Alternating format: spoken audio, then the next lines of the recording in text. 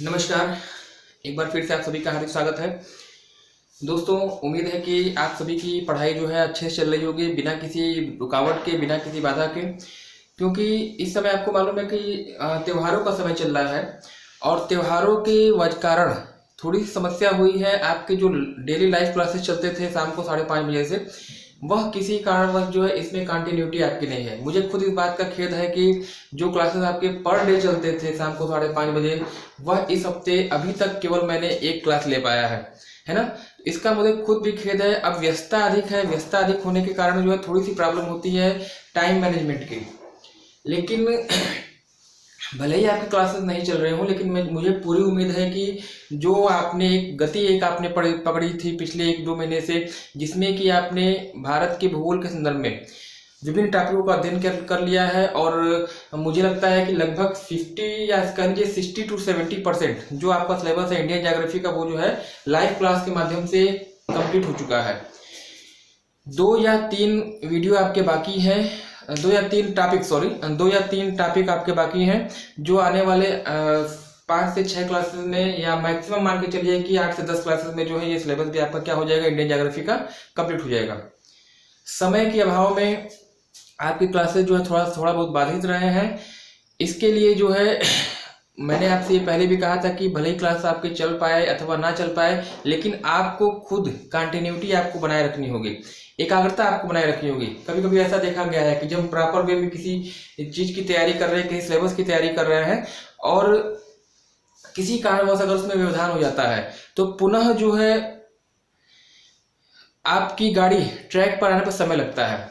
मैं इसके पूरी तरह से खिलाफ हूँ। ऐसा नहीं होना चाहिए। निश्चित रूप से इस हफ्ते जो है आपकी पढ़ाई थोड़ी सी बाधित रही है, लेकिन दीपावली के बाद, है ना, दीपावली के बाद जो है किसी भी हालत में ये आपका जो गाड़ी चल रही थी, जो ट्रैक पे आप गाड़ी चल रही थी, पुनः जो है पटरी पे आपकी रहेगी। और जिस गति से आप तैयारी कर रहे थे, जिस उत्साह से तैयारी कर रहे थे, अपने उत्साह को कम मत दीजिएगा। अगर उत्साह आपका कम होता है तो निश्चित रूप से त्योहारों का आपका इस समय अच्छा बीतेगा, लेकिन इसके बाद त्योहार जब खत्म हो जाते हैं तो फिर आपको पुनः अपनी गाड़ी को अपने ट्रैक पर लाने के लिए काफी व्यवस्था करनी पड़ेगी, मेहनत करनी पड़ेगी। कहने का सारांश आप समझ रहे हैं। त्योहार मनाइए, कोई दिक्कत नहीं है। त्योहार अपना भाई, सीधी बात है कि पढ़ाई के साथ त्योहार भी होने चाहिए, लेकिन त्योहारों के दौरान अपनी पढ़ाई की कंटिन्यूटी को मत तोड़िएगा, एकाग्रता को मत तोड़िएगा। क्योंकि त्योहारों के मौसम के बाद आपके प्रदेश में प्रतियोगी परीक्षाओं का जो है एक मौसम शुरू होने वाला है। आपको मालूम है कि उत्तर प्रदेश लेखपाल का फॉर्म आने वाला है। इसके बाद यूपीएसआई के लिए घोषणा हो चुकी है। लगभग 9400 पद जो है यूपीएसआई उत्तर प्रदेश दरोगा के भरे जाने हैं, जिसकी परीक्षा जनवरी-फरवरी में आपकी संभावित होगी।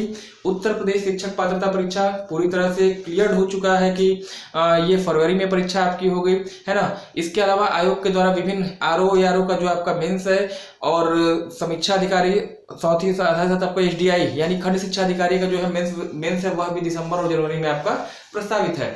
तो त्योहारों के सीजन में अपनी एकाग्रता को मत खोइएगा, एक कंटिन्यूटी को मत तोड़िए।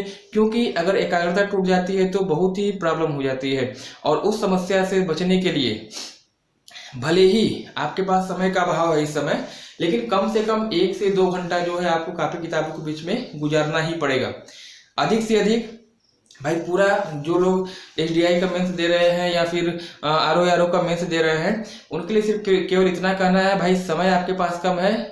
22 दिसंबर संभवतः एसडीआई का जो है मेंस एग्जाम होने वाला है, और दिसंबर में ही जो है आपका जो समीक्षा अधिकारी 2016 का है, वह भी मेंस एग्जाम होने वाला है।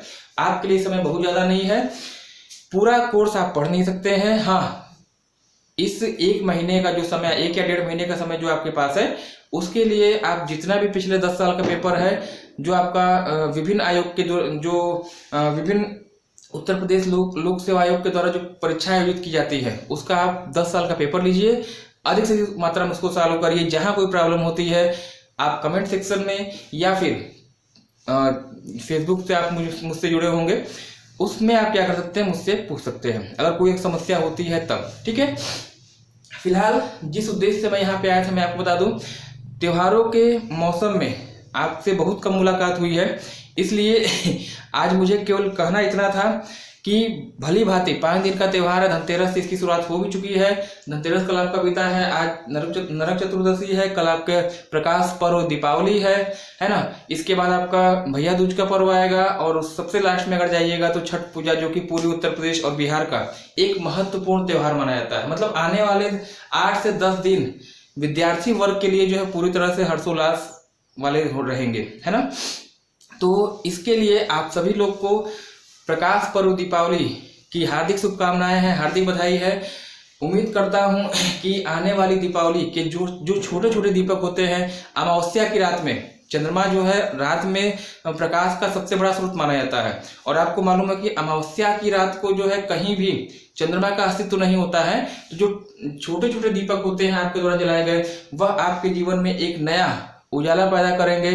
पूरी मेरी बधाई है, मेरी शुभकामनाएं हैं कि जो लक्ष्य आपने निर्धारित किया है आने वाले दीपावली के बाद या आने वाले वर्ष में आपके लिए क्या हो, वह पूरे हों। ठीक है, तो आज के लिए फिलहाल इतना रहने दिया जाए।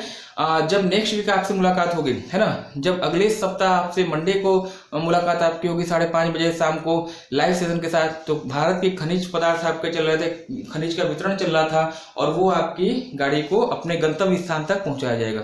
फिलहाल के लिए इतना ही, मिलते हैं अगले वीडियो में। धन्यवाद, शुभ रात्रि और एक बार फिर से आप सभी को दीपावली, प्रकाश पर्व दीपावली की हार्दिक शुभकामनाएं। Good night.